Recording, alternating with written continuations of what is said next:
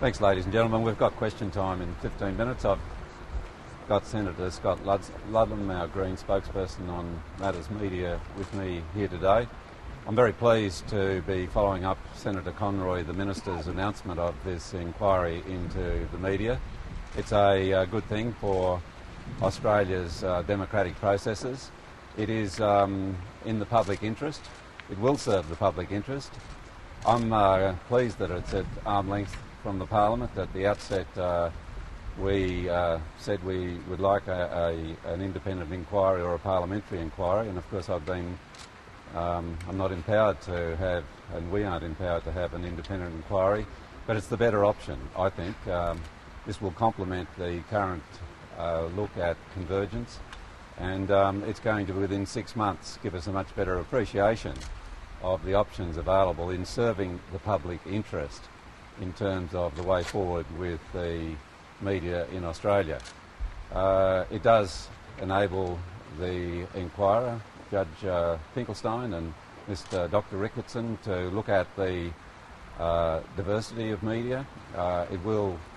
It's not prescriptive, so the public will be able to, and I hope will be encouraged to, feed into this inquiry, so that 2 decades after we had the last public inquiry, Australia can have not just a rain check but a very good roadmap for the future in terms of the media, both public and private, serving the public interest. Senator, do you think the public will feel a bit cheated if they don't see people like Rupert Murdoch and other bosses kind of fronting a public hearing during this process? No, I think some sections of the media might, because it's great copy, but I have no doubt that former Justice Finkelstein is able to very well himself judge what's in the public interest and what needs to be done to serve the interest as far as the future of the media is concerned, and what is entertainment, which is not the purview of this inquiry. Senator, you had the Greens had raised the issue of whether this inquiry might look at ownership concentration. Doesn't seem to be doing that. Are you disappointed, or are you... Well, we know what the ownership concentration is, but what to do about it is a different thing, to ensure we get diversity, and that's specifically part of the terms of reference. And I'm very pleased about that. And I think that, this is not encapsulated in any way, the terms of reference. They're quite open, they're broad, and they will match with the work that's been done in looking at convergence, which Senator Conroy and Senator Ludlam have been looking at now for some time. So just to clarify, do you think the terms of reference are broad enough to look at ownership and its possible influence on journalist ethics and values and things? Well, absolutely. It looks at the diversity of the media and how that can be improved for the future. So yes, it does. But it also looks at how best to be looking after the public interest, and whether the Press Council can, in some way or other, and I would imagine ACMA has to be included in this, whether it's serving the public interest well enough. And I agree with the Minister. Julian Disney's been looking at that and is looking at changes, but really is the Press Council, which is largely funded by the large media organisations, is that the best way to serve the public interest in terms of being an independent watchdog of the public interest in this age where the media is so much more diverse, and people need to have an ability to have, if they are victim to some malpractice, that they can get fairly rapidly things put right. I think there'll be a lot of support within the media for this inquiry, and I know there will be, because I'm getting a lot of feedback from the media. Single regulator?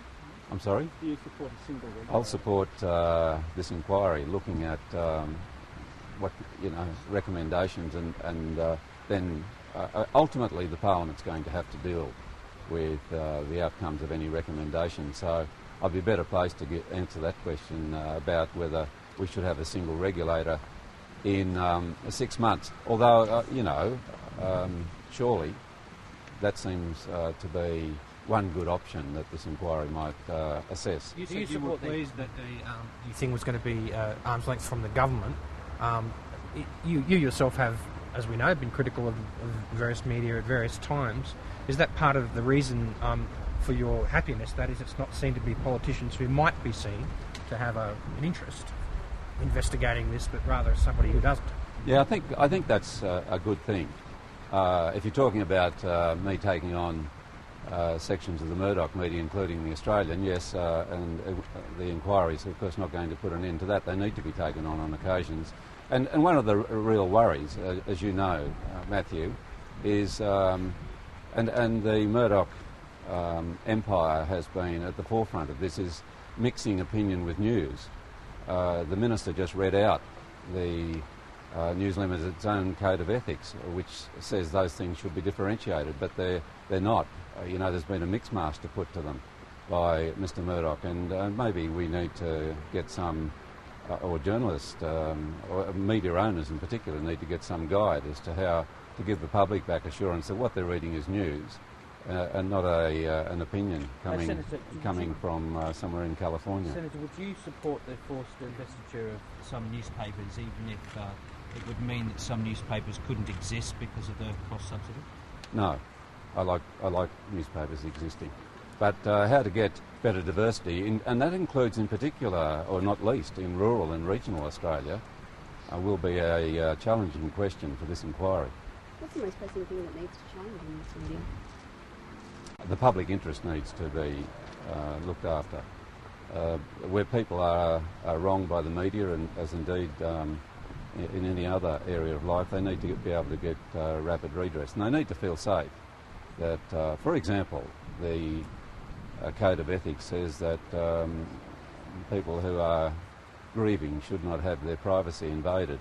I'd like to see that upheld, and I think most decent Australians would as well. Thanks, everybody.